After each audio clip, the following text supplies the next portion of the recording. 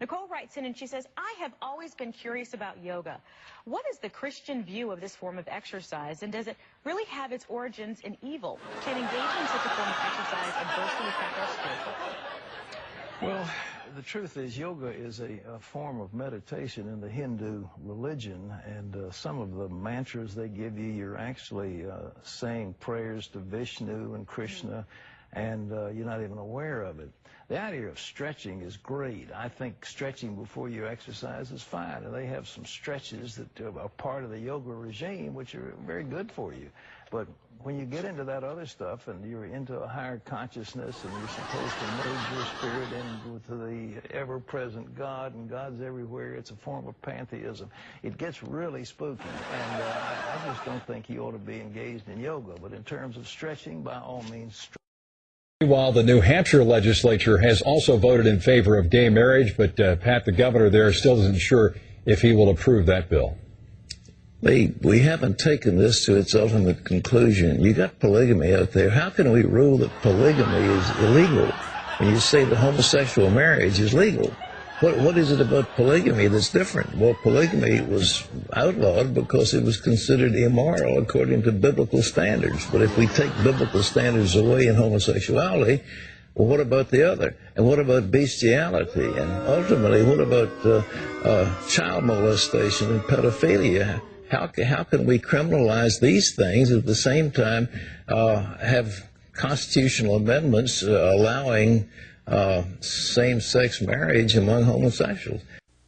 Recently, the U.S. military has been doing what it can to allow witches and warlocks to practice Wicca as an officially sanctioned religion. Offered an opportunity to make good money teaching martial arts skills. I could be my own boss and make thousands a month. There's no question I'd be good at it, but my only concern is whether or not this is something the Lord would want me to do. Do you think teaching fighting skills could honor the Lord? Donovan, I cannot answer that question because I don't know what God's saying to you or what he has involved for you.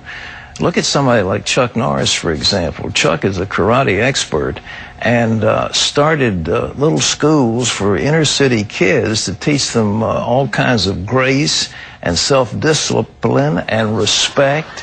And he took ghetto kids and made them very fine citizens. So teaching martial arts in that context is a very good thing. So I don't think you're going to be teaching people to kill with swords and that sort of thing. You just it's kind of like boxing or wrestling. I don't see anything wrong with being a wrestling coach or a boxing coach.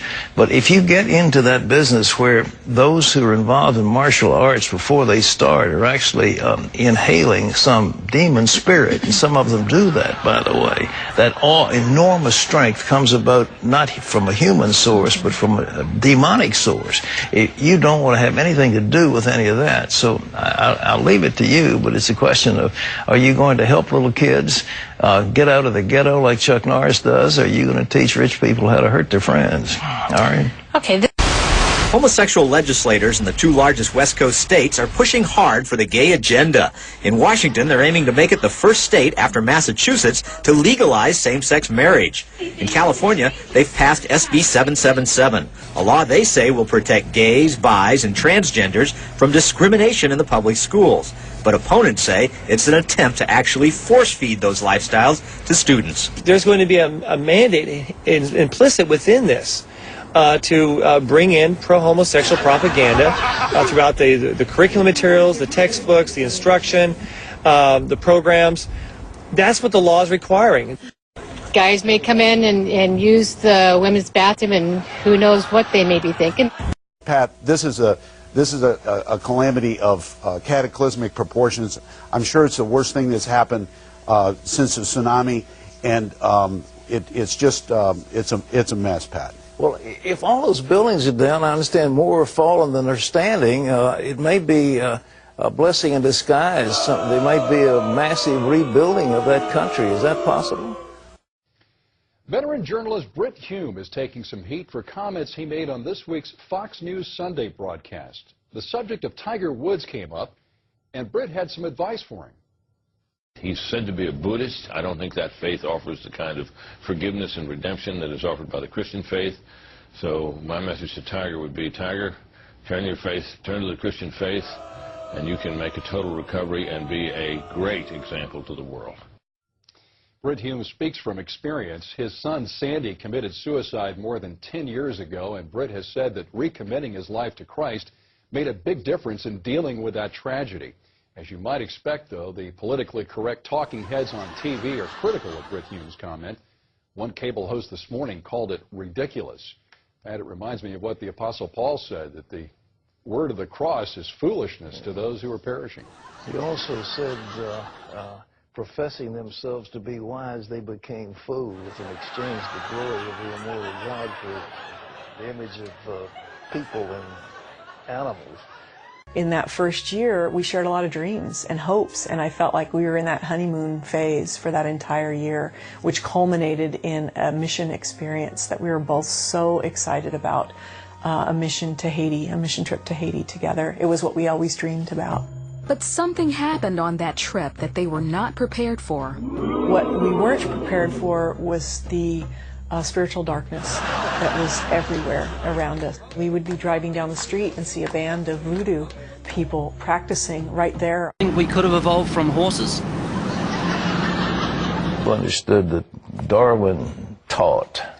Well, Darwin was a very bitter man who went into the ministry, fell away, never knew the Lord, and lost his daughter at the age of 12. She was 12, and became very bitter at God, and then denied his faith, and then came up with this fairy tale for grown-ups. It's basically idolatry, creating God in your own image, a God that doesn't demand moral accountability, and that's why it's so embraced by this generation. They've given themselves to darkness, created a God in their own image, and they don't feel morally responsible to him. Well, it has so many holes in it, but what are some of the significant flaws in the theories of evolution that he has advocated? God gave us 6 senses. The 6th sense is common sense, and that's what the atheist and the evolutionist lack. You've just got to think for a moment. Let's pretend I'm a believer in evolution for a moment. There's a big bang, life form begins, and over millions of years, a dog evolves. It's the first dog. He's got a tail, legs, teeth, eyes, and it's good that he's got eyes, because he needs to look for a female. He's been blind for millions of years, but now he can see. He's got to find a female. She's got to be evolved at the right place, the right time, with the right reproductive organs and a desire to mate. Because without a female, he's a dead dog. There's no species. You've got to have a female. And you've got to relate this to not only dogs, but giraffes, elephants, horses, cats, cows, mice, birds, fish. Everything has to have a female evolve at the right place, at the right time, right reproductive organs, and a desire to mate. Evolution is crazy. People don't think very deeply.